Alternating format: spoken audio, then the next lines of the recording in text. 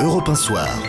Europe 1, 19h20, c'est l'heure du duel d'Europe 1 Soir, Nicolas Poincaré. Ce soir dans le studio, François Dorcival de Valeurs Actuelles face à Laurent Neumann de Marianne. Oui, et on pourrait commencer en parlant de ce qui s'est passé tout à l'heure sur l'antenne d'Europe 1, c'est-à-dire l'intervention de Marine Le Pen, invitée d'Arlette Chabot. Vous l'avez écouté, François Dorcival, Laurent Neumann. C'est l'occasion de faire le point. Elle en est où, à votre avis, Marine Le Pen, dans cette campagne, François Dorcival ? Eh bien, elle a quitté un terrain qui était le sien, qui était celui du travail, de la sécurité, de l'immigration, etc. Elle s'est précipitée sur le terrain de la CGT, l'emploi, le chômage, Mélenchon, etc. Et Nicolas Sarkozy vient la prendre là où elle ne s'attendait plus à être dégagée. Et donc, elle se trouve en ce moment en train de ramer derrière les arguments, de ramer derrière sa campagne, etc., d'essayer de remonter ce qu'elle avait considéré comme étant acquis, et puis on n'avait pas besoin de discuter. Laurent Neumann. Alors oui, sur le premier point, c'est vrai que Marine Le Pen, depuis plusieurs mois maintenant, fait une campagne à la gauche de l'extrême gauche, notamment pour attirer vers elle le peuple, les ouvriers. Ça a marché au début. Je constate que depuis quelques semaines, ça marche un peu moins qu'au début. Puis la deuxième chose, c'est qu'en face d'elle, il y a un personnage qui s'appelle Claude Guéant, qui est ministre de l'Intérieur, et qui passe son temps, semaine après semaine, depuis près de 2 ans, depuis très exactement l'été du fameux discours de Grenoble, qui passe son temps à, d'une certaine manière, banaliser le discours de Marine Le Pen. Alors d'un côté, il y a ceux qui nous expliquent que Marine Le Pen se dédiabolise, et j'entends, pas ce soir d'ailleurs, parce qu'il n'en a pas trop été question à ce micro, mais j'entends une Marine Le Pen dans la dénonciation obsessionnelle des émigrés, tout un tas de sujets qui prouvent que ce parti n'a pas fondamentalement changé malgré sa présence. Mais en face d'elle, il y a surtout quelqu'un qui la dédiabolise, qui la banalise. Et en plus, je constate que électoralement, ça ne marche pas. Puisque à la même époque, il y a 5 ans, son père était entre 7 et 9% dans les sondages. Aujourd'hui, elle est entre 18 et 20. Il doit y avoir quand même un petit problème. François Dorcival. Bien sûr qu'il y a un petit problème, mais évidemment, tout le monde tire sur Nicolas Sarkozy. Tout le monde tire sur Nicolas Sarkozy. Et l'essentiel de l'intervention de Marine Le Pen tout à l'heure, à ce micro, mais à tous les micros, c'est en avant contre Sarkozy. Et comme Sarkozy n'est pas le favori, mais le challenger, tout dépend justement du terrain que choisit Nicolas Sarkozy. Alors, vous dites, il y a Claude Guéant. Mais oui, Claude Guéant. Ce qui est très intéressant, c'est la manière avec laquelle les socialistes ont relancé Claude Guéant pendant au début de cette semaine, dimanche, lundi, mardi, l'intervention à l'Assemblée nationale, etc., alors que Claude Guéant s'était exprimé dans un cercle quasi privé. Et là-dessus, ils ont fait une grande musique, et c'est là que l'on a vu, parce que Nicolas Sarkozy a approuvé Claude Guéant, c'est là qu'on a vu que, naturellement, nous étions à un tournant de cette campagne et que Sarkozy, évidemment, il n'allait pas faire campagne sur le bilan du chômage, il allait déplacer la bagarre sur le terrain des valeurs. François, je vais pas vous étonner en vous disant que je ne partage pas un mot de ce qui vient d'être dit, mais pour une raison extrêmement simple, c'est que c'est un peu trop facile.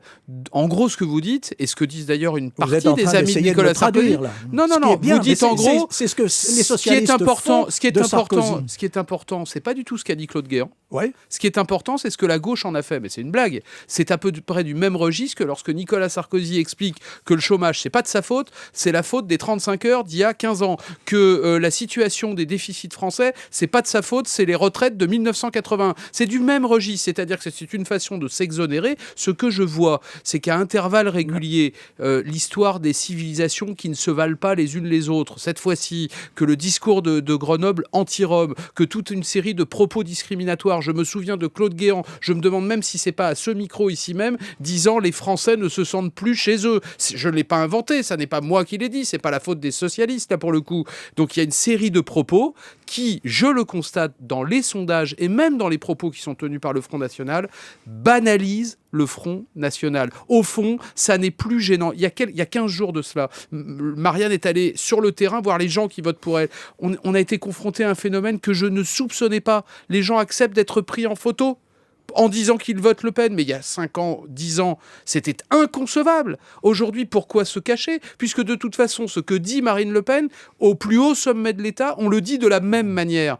Donc c'est ce que j'appelle la banalisation. Et hélas, il y a quelque chose. Autant, je termine juste là-dessus, Oui. autant Nicolas Sarkozy en 2007 avait réussi cette chose extraordinaire en faisant une campagne qui allait du centre-gauche jusqu'à l'extrême droite à réduire le vote Front National, autant je suis obligé de constater que 5 ans plus tard, le vote Front National a doublé. Nous allons voir au résultat, mais il y a une chose que vous oubliez, c'est que si les électeurs du Front National photographiés par Marianne acceptent de se montrer en public, curieusement, elle se trouve dans une situation moins bonne que son père pour ce qui est des parrainages. Comment vous expliquez ça ?